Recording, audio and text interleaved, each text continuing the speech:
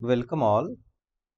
आज हम बात करेंगे एपोप्टोसिस और प्रोग्राम्ड सेल डेथ।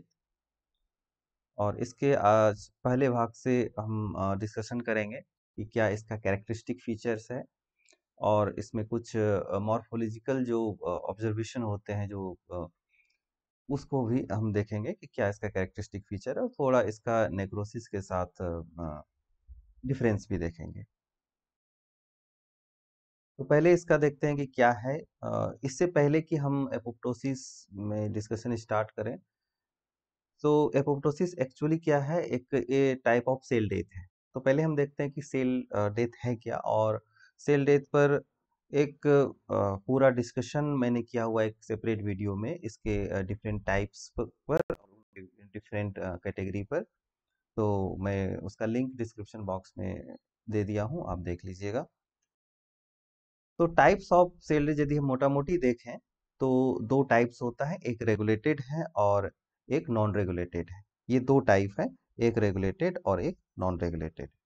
रेगुलेटेड में ही एक टाइप है जिसको बोलते हैं प्रोग्राम्ड सेल डेथ। ध्यान रखिएगा, रेगुलेटेड में और भी टाइप्स हैं, और भी कैटेगरी है, और भी क्लासेस हैं। तो इसका कंप्लीट क्लासिफिकेशन मैंने अलग वीडियो में इसको बनाया हुआ है, आप चाहें तो देख सकते हैं। तो रेगुलेटेड में जो है एक इम्पॉर्टेंट जो इसका कैटेगरी है उसको बोलते हैं प्रोग्राम्ड सेल डेथ। उसी का एक टाइप है, एक एग्जाम्पल है, इसको बोलते हैं एपोप्टोसिस। तो आज एपोप्टोसिस पर ही हम डिस्कशन करेंगे। और दूसरा जो क्लास है सेल डेथ का, वो है नॉन रेगुलेटेड। इसमें इसको नॉन प्रोग्राम्ड सेल डेथ भी बोलते हैं। इसके एक इम्पॉर्टेंट एग्जाम्पल है नेक्रोसिस।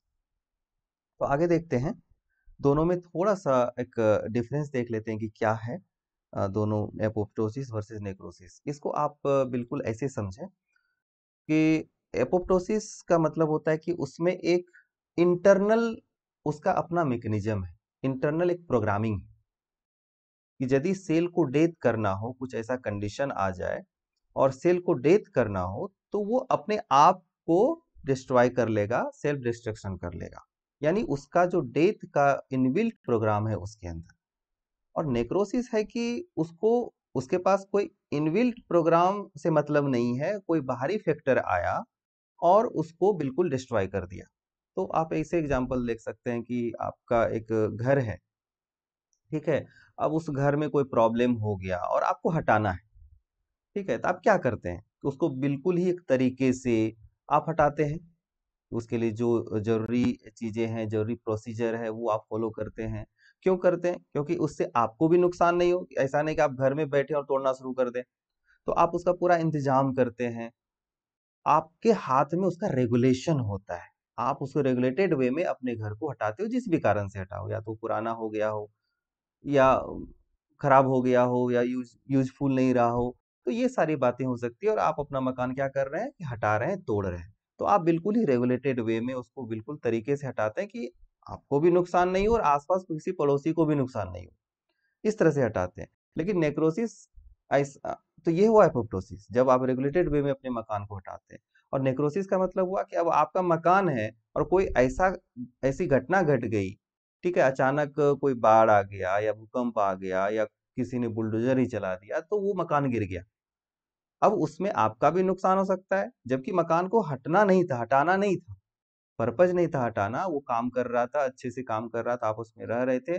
और क्या हुआ अचानक कि कुछ ऐसी आपत्ति आ गई, कोई ऐसा इंसिडेंट हो गया और वो आपका मकान ढह गया। तो ये है नेक्रोसिस, कि सब कुछ ठीक चल रहा था, कोई ऐसा एक्सटर्नल फैक्टर आया, कोई फोर्स आया, कुछ इंजुरी हुआ, कोई डैमेज हुआ, और क्या हुआ, सेल डिस्ट्रॉय हो गया। तो दैट इज द नेक्रोसिस। अब इससे क्या होगा, इस तरह से यदि मकान कोई गिरा दे, कोई फैक्टर गिरा दे, कोई अपारी फोर्स गिरा दे, तो क्या होगा, आपको भी नुकसान हो सकता है यदि आप मकान के अंदर हैं, या वो मकान इस तरह से गिरेगा, हो सकता है आसपास के दूसरे मकान को भी क्षति कर दे। तो यही बेसिक चीज समझना है कि प्रोसेस का मतलब होता है वो रेगुलेटेड होता है।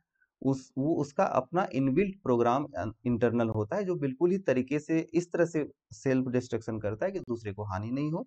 और नेक्रोसिस में दूसरी प्रॉब्लम होती है। तो इसका हम देखते हैं एक एक करके। सो एपोप्टोसिस है inbuilt internal programme when activated. यदि उस इनबिल्ट प्रोग्राम को एक्टिवेट कर दिया जाए तो क्या होगा, सेल्फ डिस्ट्रक्शन प्रोसेस स्टार्ट। दूसरा है ये बिल्कुल एक फिक्स्ड पैटर्न ये करेगा, फॉलो करेगा, कि बिल्कुल एक तरीके से और बिल्कुल फिक्स्ड पैटर्न में उसका डिस्ट्रक्शन होगा सेल का। ये देखेंगे कि क्या है वो फिक्स पैटर्न। इसके बाद है ये एक यूजफुल प्रोसेस है। जब भी किसी सेल की जरूरत नहीं रह जाती या डैमेज हो गया, तो उसको क्या किया जाता है कि यदि वो रह गया शरीर में तो वो क्या करेगा, हार्म कॉज करेगा। तो इस कंडीशन में क्या होता है, उस टाइप के सेल्स को हटा दिया जाता है थ्रू द एपोप्टोसिस। तो इसलिए ये यूजफुल है शरीर के लिए। तो यूजफुल प्रोसेस। और इसमें किस टाइप के सेल्स को हटाया जाता है, तो अनवांटेड सेल हुआ, यानी कि उसकी अब जरूरत नहीं रही। और having some unrecoverable error, damage और इन्फेक्शन। ठीक है।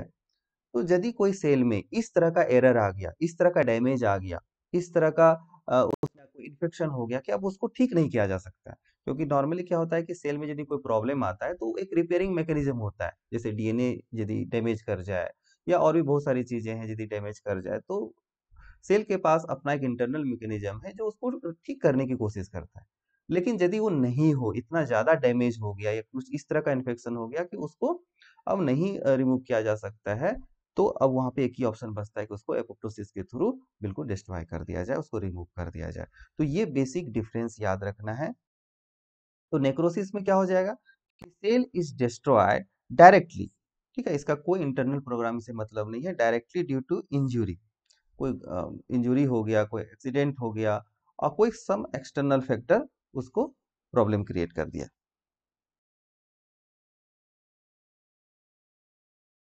दूसरा है, इसका पैटर्न कोई फिक्स नहीं होगा, किसी तरह से भी डिस्ट्रॉय कर सकता है। ठीक है, तो इसका कोई पैटर्न ऐसा फिक्स नहीं है, कोई मॉर्फोलॉजिकल पैटर्न भी नहीं है, कोई इंटरनल मैटर पैटर्न भी नहीं है जो कि ये फॉलो करता है। जिस तरह का कंडीशन होगा, जिस तरह का प्रेशर होगा, इंजुरी होगा, वो उस तरह से डिस्ट्रॉय हो जाएगा। और सबसे इंपॉर्टेंट कि ये हार्म करता है। यदि इस तरह से नेक्रोसिस हो जाए किसी सेल में कि जो ठीक ठाक काम कर रहा था, लेकिन अचानक उस सेल को डिस्ट्रॉय कर दिया गया, तो वो आसपास के टिश्यू को या पूरे बॉडी को वो हार्म कर सकता है, वो इन्फेक्शन क्रिएट कर सकता है। और तो इसमें क्या होगा कि नॉर्मल सेल डिस्ट्रॉय होगा। यहाँ पर क्या हुआ था कि अनवांटेड सेल या डैमेज सेल डिस्ट्रॉय हो रहा था, और यहाँ पे क्या था, नॉर्मल सेल डिस्ट्रॉय हो रहा था। तो इस तरह से एक बेसिक डिफरेंस मैं यहाँ पर डिस्कस किया हूँ। आगे मैं एक सेपरेट वीडियो बनाऊंगा जिसमें कि एपोप्टोसिस और नेक्रोसिस में बिल्कुल ही और भी क्या डिफरेंस है उसके मैकेनिज्म में, और उसके अपीयरेंस में, उसके कुछ कैरेक्टरिस्टिक फीचर में कैसे क्या डिफरेंस है, वो हम डिटेल में डिस्कशन करेंगे एक सेपरेट वीडियो में। अभी हम आगे बढ़ते हैं एपोप्टोसिस पर। तो एपोप्टोसिस है क्या? So apoptosis is a programmed cell death. ठीक है, ये क्या है, एक टाइप का प्रोग्राम सेल डेथ है विच इज जेनेटिकली रेगुलेटेड, यानी बहुत सारे जीन भी इसमें जीन को रेगुलेट करके एपोप्टोसिस को रेगुलेट किया जाता है।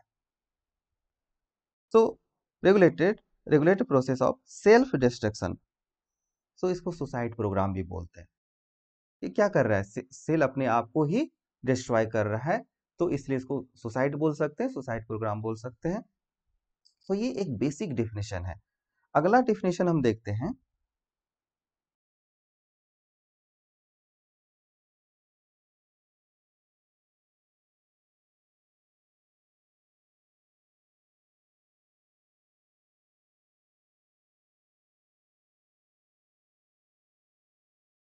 अब आगे देखते हैं। यहाँ पर हमने देखा कि एपोप्टोसिस की बेसिक डेफिनेशन क्या है। अब हम आगे देखते हैं जो बहुत ही इंपॉर्टेंट है, ये क्या है। सो एपोप्टोसिस का क्या कैरेक्टरिस्टिक है, क्या कैसे कैरेक्टराइज किया जाता है, और ये बहुत ही इंपॉर्टेंट है। इतनी सी बात यदि आप याद रखते हैं तो आपको बिल्कुल उसका एक ब्लूप्रिंट एपोप्टोसिस का हमेशा पता रहेगा कि ये होता है एपोप्टोसिस में। एप, अ, ठीक है, एटलीस्ट अपेरेंटली उसमें क्या होता है, उसका एक बेसिक क्या फीचर है, वो आपको इसमें से पता चल जाएगा। इससे पहले के डेफिनेशन में था कि वो रेगुलेटेड होता है, जेनेटिकली रेगुलेटेड होता है। ठीक है। और यहाँ पर सबसे इंपॉर्टेंट है कि ये इसका कैरेक्टराइजेशन क्या होता है। कैसे बोलेंगे कि ये जो प्रोसेस हो रहा है ये एपोप्टोसिस है। तो इसमें एक सर्टेन सीरीज ऑफ चेंजेस होगा। इसमें कुछ इस तरह के स्पेसिफिक चेंजेस देख सकते हैं आप अंडर माइक्रोस्कोप। तो इसमें क्या होगा कि न्यूक्लियर और साइटोप्लाज्मिक मटेरियल पहले उसका डिस्ट्रक्शन होगा। ठीक है, destruction of nuclear and cytoplasmic material. और ये किसको लीड करेगा? Fragmentation of dying cell into apoptotic body. तो पहला काम क्या होगा कि न्यूक्लियर और साइटोप्लाज्मिक मटेरियल का डिस्ट्रक्शन होगा, उसमें फ्रेगमेंटेशन होगा, और धीरे धीरे सेल्स जो है वो छोटे छोटे पार्ट्स में डिवाइड हो जाएगा, उसी को बोलते हैं एपोप्टोटिक बॉडी। ये बहुत इंपॉर्टेंट इसका हिस्सा है एपोप्टोटिक बॉडी का। और जैसे ये बॉडी बनेगा, ठीक है, ये किसके द्वारा इनगल्फ कर लिया जाएगा? Ingested by the macrophage without eliciting any immune response. ये बहुत ही इंपॉर्टेंट है। ये नेक्रोसिस में इस तरह की चीजें नहीं होती है, ठीक है, बिल्कुल इसमें से कोई भी इस तरह का चीज नेक्रोसिस में नहीं होता है, उसमें बिल्कुल ही रैंडम घटना होती है। ब्रेकडाउन भी हो सकता है लेकिन इस तरह से इन एक सर्टेन पैटर्न में नहीं होगा। यहाँ हम आगे देखेंगे कि ये बिल्कुल ही एग्जैक्ट पैटर्न में उसका डिस्ट्रक्शन होता है, चाहे न्यूक्लियर मटेरियल हो या साइटोप्लाज्मिक मटेरियल हो। फिर उसका जो एपोप्टोटिक बॉडी बनता है उसमें जो फ्रेगमेंटेशन होता है, और फिर इसका ठीक है, फैगोसाइटोसिस होता है थ्रू द मैक्रोफेज। और यहाँ पर कोई भी इम्यून रिस्पॉन्स यानी इन्फ्लामेशन क्रिएट नहीं होता। ये बहुत इंपॉर्टेंट चीज है। ये बिल्कुल बेसिक डिफरेंस है फ्रॉम नेक्रोसिस और एपोप्टोसिस में, कि यदि नेक्रोसिस होता है तो क्या कर देगा कि कहीं ना कहीं शरीर में इन्फ्लामेशन क्रिएट कर देगा, ठीक है, क्योंकि वो रेगुलेटेड वे में नहीं होता है। उसको एक एज ए फॉरेन कंडीशन मान के हमारा बॉडी उसके प्रति रिस्पॉन्ड कर देता है, इम्यून सिस्टम, और वहाँ एक इन्फ्लामेशन क्रिएट हो जाता है, तो वहाँ पे न्यूट्रोफिल इस तरह से उस इंजुरी साइट पर जमा होना शुरू हो जाएगा। बट यहाँ पे ऐसा कुछ नहीं होगा, ठीक है। तो ये बिल्कुल ही एक कैरेक्टरिस्टिक फीचर है जिसको आप याद रखेंगे। इसके बाद एपोप्टोसिस फॉलो एग्जैक्ट पैटर्न और पाथवे। इसका एक एग्जैक्ट पैटर्न और पाथवे है, और ये जो भी डिस्ट्रक्शन और फ्रेगमेंटेशन करेगा उसमें जो इन्वॉल्व होता है, एक पर्टिकुलर एंजाइम इन्वॉल्व होता है जिसको कैस्पेज बोलते हैं। तो जब इसका पाथवे पढ़ेंगे, एक्सट्रिंसिक और इंट्रिंसिक इस तरह से पाथवे होता है, तो इसको जब हम डिटेल करेंगे नेक्स्ट वीडियो में, तो हम देखेंगे कि ये बहुत सारे कैस्पेज एंजाइम कैस्केड के रूप में एक दूसरे को एक्टिवेट करता है, और फर्दर ये सारा जो जितना भी डिस्ट्रक्शन होता है, चाहे न्यूक्लियर मेम्ब्रेन हो या क्रोमेटिन हो या अदर सेल्स के और पार्ट्स का हो, वो धीरे-धीरे और एपोप्टोटिक बॉडी बनेगा। तो इसमें सब में कौन इन्वॉल्व होगा? तो ये certain enzymes called caspase enzyme involve होगा। अब हम देखते हैं कि इसका क्या रोल है, ठीक है। ये मेटाजोन्स में यूजुअली होता है एपोप्टोसिस, तो इसमें एक बहुत ही इसका वाइटल रोल है डेवलपमेंट में। जो एक नॉर्मल एम्ब्रियोनिक डेवलपमेंट होता है उसमें इसका बहुत ही इंपॉर्टेंट रोल है। आगे हम देखेंगे टिश्यू होम्योस्टेसिस में इसका मेन रोल है, फर्दर इम्यून सिस्टम में इसका रोल है, और पैथोजेनिक कंडीशन में भी उस चीज को ठीक करने के लिए ये डील करता है, पैथोजेनिक कंडीशन से भी डील करता है। तो इस तरह से हम इन चीजों को आगे बहुत ही डिटेल में देखने वाले हैं कि किन किन कंडीशन में और कौन कौन से कारण से एपोप्टोसिस होता है। तो अब देखते हैं causes and condition for apoptosis. क्या कारण है और कौन से कंडीशन है जिसके कारण एपोप्टोसिस होता है। तो एग्जाम्पल भी देख लेंगे। तो कब होगा? When cell is unwanted. जब लगेगा शरीर में कि कोई सेल अब अनवांटेड है, उसका यूज हो गया, अब नो मोर नीडेड, अब उसकी कोई जरूरत नहीं है, ठीक है। तो इसकी जैसे ड्यूरिंग डेवलपमेंट टिश्यू होम्योस्टेसिस, या यदि कोई इम्यून सेल सेल्फ रेप्लिकेटिव है तो क्या होता है, उसकी अब जरूरत नहीं है, उसको हटा दिया जाता है। उसी तरह से दूसरा कंडीशन है कि यदि कोई ऐसा एरर या डैमेज आ गया सेल में, ठीक है, जो कि अनरिकवरेबल, जिसको कि अब रिपेयर नहीं किया जा सकता, जिसको ठीक नहीं किया जा सकता है, तो इस तरह के डैमेज एरर होता है स्ट्रेस के through, radiation, mutation, hypoxia, free radicals. तो ये सारे कारण होते हैं जिसकी वजह से इस तरह के सेल्स में डैमेज या एरर आ सकता है, ठीक है। इसके कुछ एग्जांपल है डीएनए डैमेज, प्रोटीन मिसफोल्डिंग। तो सेल में क्या हो जाएगा, या तो अनुमान, या तो उसकी यूज नहीं रहा, उसका यूज नहीं रहा, या उसमें कुछ इस तरह से इरिवर्सिबल एरर और डैमेज आ गया। और तीसरा है कि कोई इन्फेक्शन हो गया, ये भी एक तरह का डैमेज ही है। तो नॉर्मली जो वायरल इन्फेक्शन होता है, वायरल इन्फेक्शन के तहत क्या होता है कि सेल के अंदर होता है, वायरस सेल के अंदर चला जाता है तो सेल को ही अंदर से डिस्ट्रॉय करना शुरू कर देता है। तो इन केस में अब उसको ठीक नहीं किया जा सकता, तो पूरे सेल को ही डिस्ट्रॉय कर दिया जाता है। तो इस तरह से हम देख रहे हैं कि ये तीन कंडीशन, अनवांटेड, अनरिकवरेबल एरर और डैमेज एंड इन्फेक्शन, ये तीन कंडीशन यदि होता है तो क्या होगा, एपोप्टोसिस मैकेनिज्म एक्टिवेट हो जाएगा और उस सेल को डिस्ट्रॉय कर दिया जाएगा। तो ओवरऑल यदि ये सारे कंडीशन को कैटेगराइज किया जाए तो इसको दो कैटेगरी में डाला जाता है कॉजेज को। एक होता है फिजियोलॉजिकल, ठीक है, और दूसरा होता है पैथोलॉजिकल। ये दो टाइप के एपोप्टोसिस होते हैं, दो टाइप के कंडीशन में एपोप्टोसिस होता है, एक फिजियोलॉजिकल कंडीशन में और एक पैथोलॉजिकल कंडीशन में। तो क्या डिफरेंस है फिजियोलॉजी और पैथोलॉजी में? बेसिक डिफरेंस क्या है? फिजियोलॉजी यानी जो भी काम नॉर्मल कंडीशन में हो रहा है, नॉर्मल होगा, ठीक है। और पैथोलॉजिकल कंडीशन में कि कोई ऐसा डिजीज वाला कंडीशन आ गया, कोई प्रॉब्लम हो गया जिसकी वजह से कोई एक कंडीशन क्रिएट हो जाएगा, तो वहां पर उसको बोलेंगे पैथोलॉजिकल। तो फिजियोलॉजिकल और पैथोलॉजिकल, ठीक है। इसके हम एग्जांपल्स देखते हैं कि क्या क्या फिजियोलॉजिकल कंडीशन में प्रोसेस हो सकता है और क्या क्या पैथोलॉजिकल कंडीशन में प्रोसेस हो सकता है। तो इसके कुछ एग्जांपल देख लेते हैं फिजियोलॉजिकल में। पहली बात तो कि नॉर्मल फिजियोलॉजिकल कंडीशन में होगा। सो इसमें एक चीज फंडा याद रखना है कि फिजियोलॉजिकल कंडीशन में कि सेल्स का यूज हो गया, अब जरूरत नहीं है। चाहे किसी भी कंडीशन में, बहुत सारे कंडीशन है, बहुत सारे शरीर में फिजियोलॉजी चल रहा है, बहुत सारे मैकेनिज्म चल रहा है जहाँ पे सेल्स बन रहा है और बनने के बाद उसका एक सर्टेन यूज होता है। यूज के बाद क्या होता है कि अब उसकी जरूरत नहीं रही, उसको हटा देना होता है, क्योंकि यदि नहीं हटाया जाए तो वो फिर धीरे धीरे प्रॉब्लम क्रिएट करेगा, क्योंकि वो एनर्जी कंज्यूम करता है, तो उसको हटाना जरूरी है। तो एक एग्जाम्पल है मेंटेनेंस ऑफ टिश्यू होम्योस्टेसिस, यानी बॉडी में सेल्स के नंबर को स्टेबल रखा जाता है। मान लिया जाए कि एब्रोसी आल्सो होम्योस्टेटिक, तो ये एक तरह से होम्योस्टेटिक मैकेनिज्म हुआ, where unwanted cell are removed maintaining a steady state population of cell. तो सेल्स के पॉपुलेशन को एक स्टेडी स्टेट में एक कांस्टेंट वे में रखा जाता है। मान लिया जाए कि कोई ऑर्गेन है, ठीक है, कोई ऑर्गेन है, तो हमें पता है कि ऑर्गेन्स का साइज क्या होता है, एक पर्टिकुलर साइज होता है। मान लीजिए ऑर्गेन है तो इसका एक पर्टिकुलर साइज है, लेकिन क्या होता है कि धीरे धीरे हो सकता है कि उसमें सेल्स ग्रो करना शुरू कर जाए। अब ये इसमें सेल्स, नए सेल्स बनने शुरू हो गए, ये सारे सेल्स नए बनने शुरू हो गए, ठीक है। तो इससे क्या हो गया कि ये साइज ग्रो कर गया। तो यदि साइज ग्रो कर जाएगा शरीर में किसी भी जो ऑर्गेन है, तो प्रॉब्लम क्रिएट हो सकता है। एक तो इस एक एक उसका पर्टिकुलर स्पेस है जहाँ पे ऊपर एम्बेडेड होता है। तो इस तरह से क्या होगा कि जैसे यदि इसका साइज बड़ा होना शुरू हो गया, इसमें एक्स्ट्रा सेल आना शुरू हो जाएगा, तो सेल में क्या क्रिएट हो जाएगा, एपोप्टोसिस क्रिएट। तो ये सारे सेल्स में जो एक्स्ट्रा आया था उसमें एपोप्टोसिस होना शुरू हो जाएगा, जिसको येलो से यहाँ पर दिखाया गया है। तो इसमें एपोप्टोसिस शुरू हो जाएगा और फाइनली ये क्या हो जाएगा कि फिर से ये नॉर्मल कंडीशन में आ जाएगा। तो ये नॉर्मल था, ये फिर यहाँ पर इसमें एडिशन ऑफ सेल्स होने शुरू हो जाएगा, यहाँ पे एपोप्टोसिस हुआ, यहाँ पर एपोप्टोसिस हुआ और फिर यहाँ पे इनलार्ज हो गया और यहाँ पे फिर नॉर्मल हो गया, ठीक है। तो इस तरह से साइज, ऑर्गन के साइज को मेंटेन कर लिया जाता है या टिश्यू के साइज को मेंटेन किया जाता है।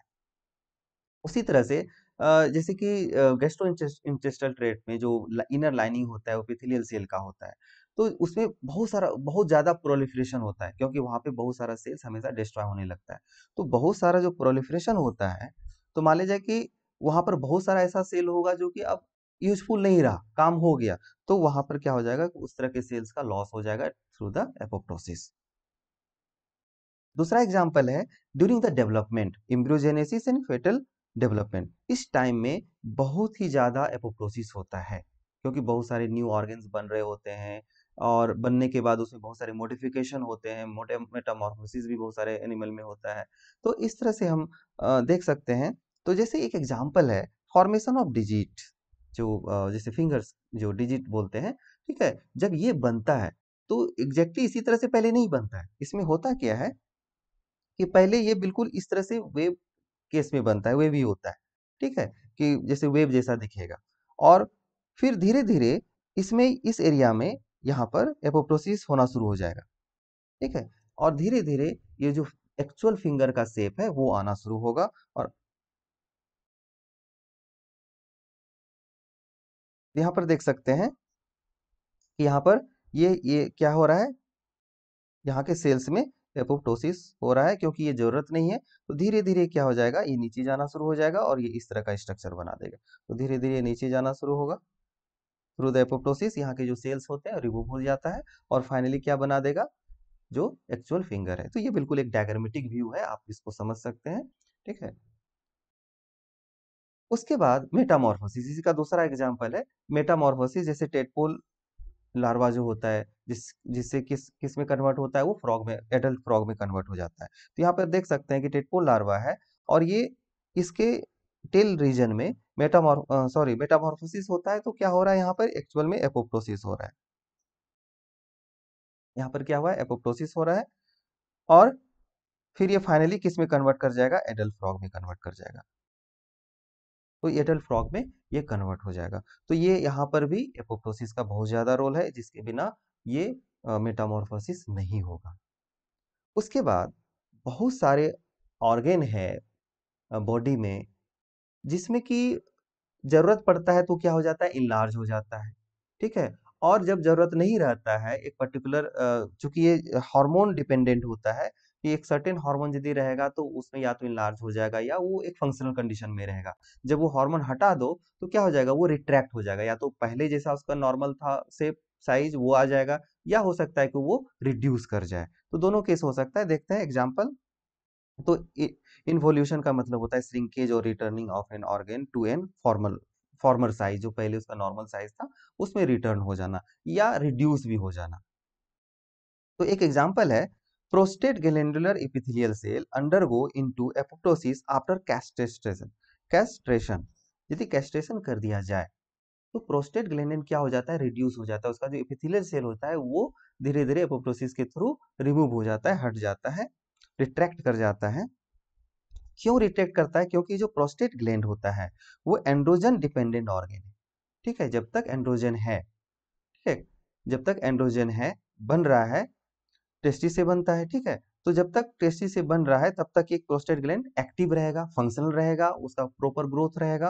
लेकिन जैसे ही टेस्टिस हटा देंगे, कैस्ट्रेशन क्रिएट कर देंगे, तो क्या हो जाएगा, एंड्रोजन लेवल डिक्रीज कर जाएगा, और ये एपोप्टोसिस को प्रोमोट कर देगा। तो इस तरह से ये प्रोस्टेट ग्लैंडुलर एपिथेलियल क्या हो जाएगा, रिट्रैक्ट कर जाएगा, रिड्यूस कर जाएगा।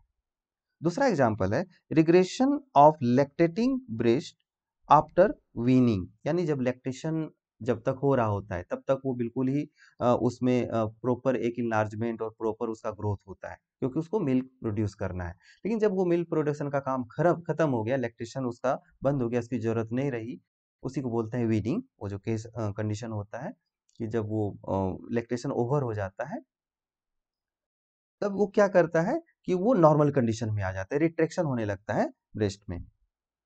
तो क्यों ऐसा होता है, क्योंकि जो प्रोलेक्टिन लेवल, जब लैक्टेशन होता है तो प्रोलेक्टिन लेवल बहुत ज्यादा होता है, ठीक है।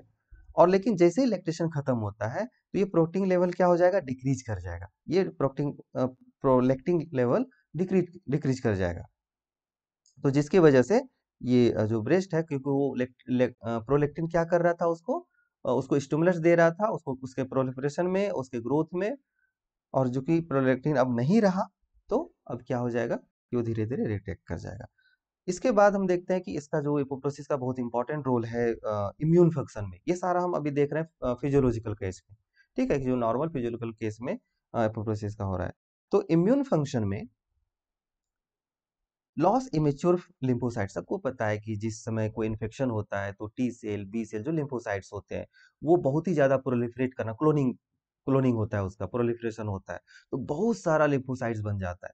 लेकिन उसमें सारे आगे फर्दर स्टेज में ग्रो नहीं करता है, उसमें जो मॉडिफिकेशन होते हैं जब उसमें फेल कर जाता है तो बहुत सारा इमेच्योर लिम्फोसाइट रह जाता है, तो वो सारा लॉस हो जाएगा, ठीक है, थ्रू द एपोप्टोसिस। क्योंकि यदि ये मेच्योर लिम्फोसाइट ज्यादा देर रह गया तो प्रॉब्लम क्रिएट कर सकता है। दूसरा है कि बहुत सारे लिम्फोसाइट सेल्फ रिफ्लेक्टिव हो जाता है, कि अपने ही बॉडी के सेल से वो इंटरेक्ट करने लगेगा और उसको एज ए डिस्ट्रॉय करने लगेगा, इम्यून सिस्टम रिस्पॉन्स क्रिएट कर देगा। क्योंकि यदि नहीं हटाया जाए तो ऑटो इम्यून डिजीज क्रिएट कर देगा। तो यदि इस तरह के सेल्फ रिप्रोडक्टिव लिम्फोसाइट को नहीं हटाया जाए तो क्या हो जाएगा, बहुत ऑटो इम्यून डिजीज हो जाता है। तो बहुत इंपॉर्टेंट रोल है एपोप्टोसिस का। Death of cell that have serve their function, जैसे बहुत सारे सेल्स होते हैं immune immune cell like neutrophil, lymphocyte, जब काम हो गया तब क्या होना है, उसका उसको डिस्ट्रॉय करना है, तो वहां पर क्या आता है, एपोप्टोसिस आता है। और ध्यान रहे, ये इतना रेगुलेटेड वे में हटाना जरूरी क्यों होता है, क्योंकि यदि नहीं रेगुलेटेड वे में हटाएगा तो नेक्रोसिस में क्या हो रहा था कि वहां पे इन्फ्लामेशन क्रिएट हो रहा था। तो यदि बॉडी में मान लीजिए हजारों सेल डिस्ट्रॉय हो रहा है और यदि इतना इन्फ्लामेशन क्रिएट हो जाए तो सोचो क्या हाल हो जाएगी, ठीक है, पूरा बॉडी ही बिल्कुल स्वेल स्वेल कर जाएगा इन्फ्लामेशन से। तो apoptosis is a very safe and secure procedure which keep our body healthy.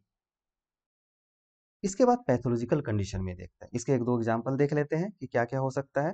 तो ऑब्वियसली कब होगा पैथोलॉजिकल, मान लीजिए कोई ऐसा एरर या कोई ऐसा प्रॉब्लम या कोई ऐसा डैमेज हो गया सेल में जिसको कब रिकवर नहीं किया जा सकता, तो ये क्या ट्रिगर कर देगा, एपोप्टोसिस को ट्रिगर कर देगा। तो ठीक है, एग्जाम्पल देखते हैं।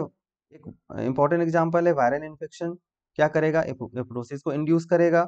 मिसफोल्डिंग ऑफ प्रोटीन्स, प्रोटीन जो होता है जब तक वो प्रॉपर फोल्ड नहीं करेगा तब तक प्रोटीन का कोई प्रॉपर फंक्शन नहीं शो होगा। तो जो थ्री डायमेंशनल स्ट्रक्चर होता है प्रोटीन का वो ही इंपॉर्टेंट होता है प्रोटीन के फंक्शन के लिए।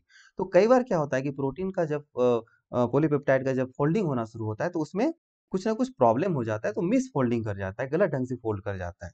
हो सकता है ड्यू टू म्यूटेशन हो और कोई अदर फैक्टर के कारण। अब यदि इस तरह के प्रोटीन क्या होता है सेल्स में एक्यूमुलेट होना शुरू हो जाता है, और जब एक्यूमुलेशन ज्यादा हो जाएगा तो वो एक एंडोप्लाज्मिक रेटिकुलम पर क्या करता है, स्ट्रेस काउज कर देता है और भी तरह के प्रॉब्लम और डिजीज क्रिएट कर सकता है यदि इस तरह के सेल्स नहीं रिमूव किया जाए। तो क्या होता है, जैसे ही एंडोप्लाज्मिक रेटिकुलम पर स्ट्रेस होगा एपोप्टोसिस एक्टिवेट हो जाएगा और इस तरह के सेल्स को हटा दिया जाएगा। उसके बाद यदि डीएनए डैमेज हो और उसको रिपेयर नहीं किया जा सके, यूजुअली क्या होता है डीएनए डैमेज होता है तो उसको रिकवर करने का सिस्टम होता है, और ये डीएनए डैमेज हो सकता है कि म्यूटेशन के कारण हो, रेडिएशन के कारण हो, हाइपोक्सिया हो जाए, कीमोथेरेपी जिसको दिया जाता है उसको बहुत ज्यादा चांस होता है, या फ्री रेडिकल्स कहा जाता है ना कि जो फ्री रेडिकल्स होता है उसकी वजह से बुढ़ापा आता है। यही होता है कि डीएनए डैमेज होने लगता है, तो उसकी वजह से क्या होता है सेल्स को ही रिमूव कर दिया जाता है थ्रू द एपोप्टोसिस। तो इस कंडीशन में भी क्या हो जाएगा, ये एपोप्टोसिस को लीड करेगा। अब हम आगे आते हैं, यहाँ तक हमने देख लिया कि फिजियोलॉजिकल कंडीशन क्या होता है एपोप्टोसिस, और पैथोलॉजिकल कंडीशन क्या होता है उसका एपोप्टोसिस का। अब हम देखते हैं कि क्या कैरेक्टरिस्टिक फीचर है और क्या चेंजेज होता है, जो भिक्स पैटर्न में जो चेंजेज होता है एपोप्टोसिस में वो हम देखते हैं। So there are characteristic series of changes. So पहला है मॉर्फोलॉजिकल चेंजेस, ये हम अंडर माइक्रोस्कोप या इलेक्ट्रॉन माइक्रोस्कोप के अंदर भी हम इस चेंजेस को देख सकते हैं। So during apoptosis, the cell undergoes certain morphological changes that can be seen in light or electron microscopy. तो उसके अंदर उसको देखा जा सकता है, इसलिए ये मॉर्फोलॉजिकल चेंजेस के अंडर हम इसको इंक्लूड किए हुए हैं। तो पहला काम क्या होगा, श्रिंकेज ऑफ सेल। ये बहुत बेसिक डिफरेंस है from necrosis and apoptosis. Apoptosis में क्या हो जाएगा कि सेल क्या कर जाएगा, श्रिंक कर जाएगा, स्मॉलर हो जाएगा, वो धीरे धीरे उसका डिहाइड्रेशन होना शुरू हो जाता है और वो श्रिंक कर जाएगा और वो साइज में स्मॉल हो जाएगा। So the cytoplasm in organelle become tightly packed, और इसकी वजह से क्या हो जाएगा, उसका साइटोप्लाज्म और ऑर्गेनेल्स बहुत टाइटली पैक्ड हो जाएगा। तो यहाँ पर देख सकते हैं कि एक नॉर्मल सेल है, ये वाला नॉर्मल सेल है, ठीक है, और ये जैसे ही इसमें एपोप्टोसिस एक्टिवेट होगा धीरे धीरे क्या हो जाएगा, ये सिकुड़ जाएगा, ये श्रिंक कर गया है, ये श्रिंक कर गया है। और इसमें और भी मॉडिफिकेशन होगा जो हम बाद में देखेंगे, और इसमें जो ऑर्गेनिल्स हैं और साइटोप्लाज्म वो बिल्कुल ही कॉम्पैक्ट हो जाता है और कॉम्पैक्टली पैक हो जाता है।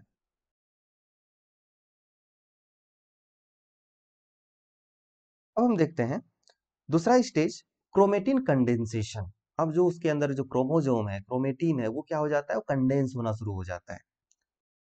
तो न्यूक्लियर क्रोमेटिन अब ये कैसे होता है, सो मार्जिनेट्स साइड में चला जाएगा, एंड क्रोमेटिन कंडेंस, क्रोमेटिन क्या हो जाएगा, कंडेंस हो जाएगा, और वेरी कॉम्पैक्ट, वो कॉम्पैक्ट हो जाएगा। यहाँ पर हम देख सकते हैं ये नॉर्मल सेल है, ठीक है, यहाँ पे एपोप्टोसिस स्टार्ट हुआ और ये जो क्रोमेटिन है अभी बिल्कुल क्या है, अनपैक्ड है। अब यहाँ पर धीरे धीरे क्या हो जाएगा, कंडेंस्ड हो जाएगा यहाँ पे साइड, और ये साइड चला जाएगा। तो यहाँ पर क्या हो रहा है, ये साइड में जा रहा है, ठीक है, ये सारा साइड में चला गया, कॉम्पैक्ट हो गया। इसी को बोलते हैं पिक्नोसिस, ठीक है, इस प्रोसेस इज कॉल्ड द पिक्नोसिस। तो यहाँ पर ये पहला काम हो रहा है, क्रोमेटिन कंडेंसेशन का काम हो रहा है, बिल्कुल पैकिंग हो जाएगा, साइड में चला जाएगा। उसके बाद उस क्रोमेटिन, यानी क्रोमेटिन क्या है, डीएनए, वो उसमें फ्रेगमेंटेशन होगा, वो ब्रेक डाउन करना शुरू करेगा। Here is the very important point to remember, so that is called the karyorrhexis. Karyorrhexis इसको कहते हैं, जो जब क्रोमेटिन मटेरियल को डिग्रेड किया जाता है, उसको तोड़ा जाता है फ्रेगमेंट में, तो इसको कैरियोरेसिस रेक्सिस बोलते हैं। तो यहाँ पर बहुत इंपॉर्टेंट एक पॉइंट है, fragmentation of DNA in a regular pattern. जो डीएनए जो ब्रेक होगा वो बिल्कुल ही एग्जैक्ट उसका साइज में ब्रेक डाउन होगा। यूजुअली क्या होता है 200 बेस पेयर यूनिट होता है एक एक, जैसे मान लीजिए डीएनए है, बिल्कुल एग्जैक्ट फ्रेगमेंट उसका बनेगा। इसलिए जब इसका जेल इलेक्ट्रोफोरेसिस किया जाता है तो एक कैरेक्टरिस्टिक लैडर पैटर्न हमें मिलता है। तो इसीलिए कई बार जेल इलेक्ट्रोफोरेसिस के द्वारा ये पता किया जाता है कि इस सेल में एपोप्टोसिस हुआ है या नहीं हुआ है, क्योंकि उसका एक फिक्स लैडर से जेल हम देख सकते हैं। तो इस तरह से मान लीजिए एक एपोप्टोसिस एपोप्टोटिक सेल्स का डीएनए है, और इसको हम यहाँ पे यदि पुट करते हैं तो एक बिल्कुल कैरेक्टरिस्टिक लैडर मिलेगा, ठीक है, जो किसी और टाइप के फ्रेगमेंटेशन में शायद ना मिले। ठीक है, हो सकता है यहाँ पे हम कोई नॉर्मल सेल का डीएनए को हम अदर ढंग से ब्रेक करें या नेक्रोसिस के डीएनए को करें, हो सकता है कि डिफरेंट टाइप का ब्रेक ये दिखाए, ठीक है, डिफरेंट टाइप का लैडर दिखाए। So this lead the fragmentation of nucleus, और फाइनली क्या हो जाएगा कि न्यूक्लियस भी धीरे धीरे फ्रेगमेंट होना शुरू हो जाएगा। अब जो इंपॉर्टेंट पॉइंट है, एपोप्टोटिक बॉडी का फॉर्मेशन होगा। तो द सेल फॉर्म्स ब्लेब्स, यानी एक बबल टाइप का वहां से निकलना शुरू होगा on its surface and break off into small fragment called apoptotic body. ठीक है, जो सेल्स हैं उसमें क्या हो जाएगा, बबल्स जैसा ब्लेबिंग होना शुरू हो जाएगा। ठीक है, और उसमें क्या हो जाएगा, जो भी फ्रेगमेंटेड पार्ट है अंदर का, साइटोप्लाज्मिक, न्यूक्लियर फ्रेगमेंट, डीएनए, वो सारा उसमें जाकर पैक होना शुरू हो जाएगा, और धीरे धीरे ये वहां से वो ब्रेक ऑफ होगा स्मॉल फ्रेगमेंट, और ये क्या बनाएगा, एपोप्टोटिक बॉडी बनाएगा। और इसमें क्या होगा एपोप्टोटिक बॉडी में, तो ये भरा होगा साइटोप्लाज्म, ऑर्गेनेल्स फ्रेगमेंट या न्यूक्लियर फ्रेगमेंट, इस तरह की चीजें उसमें रहेगा। सो एक चीज यहाँ पर ध्यान रखना है कि मेम्ब्रेन इंटीग्रिटी प्रिजर्व, इसका क्या मतलब है। अभी हम देखते हैं नेक्स्ट जो डायग्राम आएगा उसमें थोड़ा पता चल जाएगा। यहाँ पर हम देख सकते हैं कि अब जो सेल था, अब धीरे धीरे क्या हो जाएगा, धीरे धीरे क्या हो रहा है कि यहाँ पर धीरे धीरे ये बल्जिंग आउट हो रहा है। ठीक है, ये ब्लेबिंग बन रहा है, ये ब्लेबिंग हो रहा है, और धीरे धीरे ये यहाँ से टूट जाता है और छोटे छोटे एपोप्टोटिक बॉडी बन रहा है। तो ये है एपोप्टोटिक बॉडी, ये है एपोप्टोटिक बॉडी। तो इस तरह से इसमें क्या क्या है, इसमें जो सेल ऑर्गेनील, साइटोप्लाज्म, ये सारे के फ्रेगमेंट्स यहाँ पर इसमें मौजूद है। तो ये एपोप्टोटिक बॉडी बन गया, और ये जितने भी एपोप्टोटिक बॉडी है उसमें क्या है, मेम्ब्रेन है लगा हुआ। ये इस तरह का नहीं है कि कोई फ्रेगमेंट है पूरा, it's a complete closed packed within a membrane, so that's why this is called the membrane integrity preserved। Membrane कभी भी नहीं हटता है, और इसका बहुत इंपॉर्टेंस है, आगे चल के देखेंगे कि यदि मेम्ब्रेन उसके साथ बना रहता है एपोप्टोटिक बॉडी के साथ, उसका क्या इंपॉर्टेंस है। फर्दर जब एपोप्टोटिक बॉडी बन जाएगा, अब उसको क्या करना है, फाइनली उसको वहां से हटाना है, रिमूव करना है। सो बॉडी के पास बहुत इंपॉर्टेंट होता है, क्या होता है, मैक्रोफेज होता है। ठीक है, वो क्या करेगा, उसको रिकॉग्नाइज करेगा एपोप्टोटिक बॉडी को, और उसको थ्रू फैगोसाइटोसिस उसको हटा देगा, उसको बिल्कुल इनगल्फ करके उसको डाइजेस्ट कर देगा। तो ये हमारा मैक्रोफेज है, मैक्रोफेज। ठीक है, ये एपोप्टोटिक बॉडी को इनगल्फ किया। ठीक है, एपोप्टोटिक बॉडी को क्या कर देता है, ये इनगल्फ कर लेगा, और फाइनली इसको डाइजेस्ट कर लेगा। अब इसका सबसे इंपॉर्टेंट पॉइंट क्या है, एक तो सेलुलर मेम्ब्रेन इंटेक्ट था, और फैगोसाइट फैगोस मैक्रोफेज उसको क्या कर दिया, फैगोसाइटोलाइज कर दिया, फैगोसाइटोसिस के थ्रू इनगल्फ कर लिया। और तो इसलिए यहाँ पे कोई इन्फ्लामेशन, कोई इम्यून रिस्पॉन्स क्रिएट नहीं होगा, यहाँ पे कोई न्यूट्रोफिल उस इंजुरी एरिया में नहीं दिखेगा। और ऐसा इसलिए होता है क्योंकि apoptotic body have an intact plasma membrane, वो प्लाज्मा मेम्ब्रेन के अंदर बिल्कुल सराउंडेड होता है। अब कुछ बायोकेमिकल चेंजेस भी हैं, वो देख लेते हैं। सो क्रोमोजोमल डीएनए क्लीव होगा, ये बहुत ऑब्वियस है, उसमें भी था। तो डीएनए क्लीव हुआ, फ्रेगमेंट हुआ। ठीक है, उसके बाद है कि प्लाज्मा मेम्ब्रेन में उसके कंपोजिशन में चेंजेस होने शुरू हो जाता है, लाइक फॉस्फोटिडाइल सेरीन जो आउटर लीफलेट में होता है, वो उसमें चेंजेस होना शुरू हो जाता है, या तो इंक्रीज कर जाएगा, डिक्रीज कर जाएगा। तो इस तरह से प्लाज्मा मेम्ब्रेन के कंपोजिशन में चेंजेस होना शुरू हो जाएगा। उसके बाद क्या होता है कि माइटोकॉन्ड्रियल का इनर मेम्ब्रेन जो होता है, वहां पर इलेक्ट्रिक पोटेंशियल जो होता है वो लॉस कर जाता है, अब उसमें कोई इलेक्ट्रिसिटी नहीं रह जाता है। इसके बाद है relocation of cytochrome C, inter membrane space में माइटोकॉन्ड्रियल, माइटोकॉन्ड्रिया के इंटर मेम्ब्रेनल, ये माइटोकॉन्ड्रिया है, सभी को पता है। इस तरह से बहुत सिंपल सा डायग्राम बना रहे हैं। ठीक है, ये माइटोकॉन्ड्रिया है, और ये क्या है, इंटर मेम्ब्रेनल स्पेस है। दो मेम्ब्रेन होता है, आउटर एंड इनर, तो दोनों के मेम्ब्रेन के बीच में इंटर मेम्ब्रेनल जो स्पेस होता है, यहाँ पे साइटोक्रोम सी होता है। यहाँ पे साइटोक्रोम सी होता है। तो अब क्या होता है कि रीलोकेशन यानी यहाँ से साइटोक्रोम सी किस में आ जाएगा, साइटोसोल में आ जाएगा। ठीक है, यहाँ से साइटोसोल में आ जाएगा। तो माइटोकॉन्ड्रिया से साइटोक्रोम सील कहाँ आ गया, साइटोसोल में आ गया। तो इस तरह से कुछ बायोकेमिकल चेंजेज होते हैं और ये चेंजेज फर्दर लीड करता है एपोप्टोटिक पाथवे को, ये उसी का हिस्सा है। तो आगे जब हम इसका मॉलिक्यूलर मैकेनिज्म देखेंगे तो और ये बातें क्लियर हो जाएंगी, ये बायोकेमिकल चेंजेस और भी क्लियर हो जाएंगे, क्योंकि जो कुछ भी हम मॉर्फोलॉजिकल चेंजेस देख रहे हैं भीतर कहीं ना कहीं मॉलिक्यूलर चेंजेस हो रहे हैं और उसके पीछे क्या हो रहा है, बहुत सारे एंजाइम इन्वॉल्व है। तो कौन सा पाथवे है, कौन सा सिग्नलिंग मैकेनिज्म है, कौन सा जीन इन्वॉल्व है, कौन सा एंजाइम इन्वॉल्व है, ये सारे पाथवे को हम बिल्कुल डिटेल में एक सेपरेट वीडियो हम देखने वाले हैं। ठीक है, तो आज हम इसको यहीं पर ये करते हैं, एंड करते हैं। तो एपोप्टोसिस का ये बिल्कुल ही सिंपल और एक्सप्लेनेशन था इसके पहले भाग में कि हम उसका क्या कैरेक्टरिस्टिक फीचर है और क्या उसका मॉलिक्यूलर जो पैटर्न होता है, चेंजेज होता है, जो कैरेक्टरिस्टिक उसका फीचर्स होता है वो हमने देखा। ठीक है, सो थैंक यू। आगे हम इसके बारे में और हम देखेंगे।